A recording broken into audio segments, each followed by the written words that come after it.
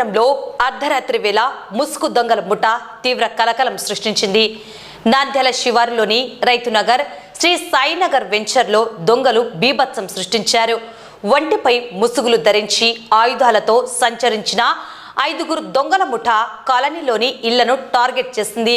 వరుసగా 3 ఇళ్లలో చోరీకి ప్రయత్నించిన దుండగులు తాళం వేసి ఉన్న ఒక ఇంట్లో భారీ దోపిడీకి పాల్పడ్డారు. ఇంటి ప్రధాన ద్వారం తాళాలు పగలగొట్టి లోపలికి ప్రవేశించిన దుండగులు అల్మారాలను ధ్వంసం చేసి విలువైన సొత్తును దోచుకెళ్లారు. బాధితుల ఫిర్యాదు మేరకు సుమారు 17 తులాల బంగారం, 750 గ్రాముల వెండి అపహరణకు గురైనట్లు తెలుస్తోంది.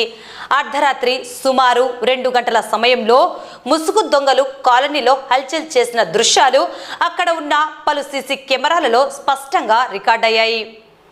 ఘటనతో స్థానిక ప్రజలు తీవ్ర భయాందోళనకు గురవుతున్నారు.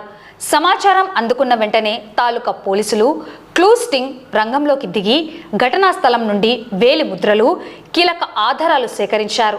నాంద్యాల ఏఎస్పీ జావలి స్వయంగా సంఘటన స్థలాన్ని పరిశీలించి బాధితులకు ధైర్యం చెప్పారు.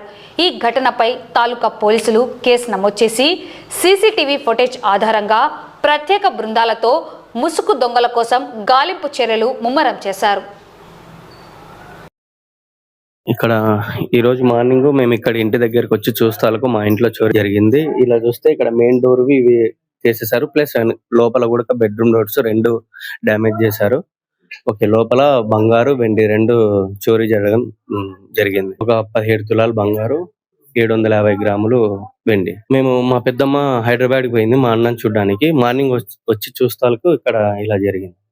నాకు సో మా అన్న ఫోన్ చేసి చెప్పారు, ఇంకొక ఫోన్ చేసి ఇలా జరిగింది, ఇలా వెళ్ళు అంటే ఇలా వచ్చి చూస్తాలకు ఇలా అంతా జరిగింది.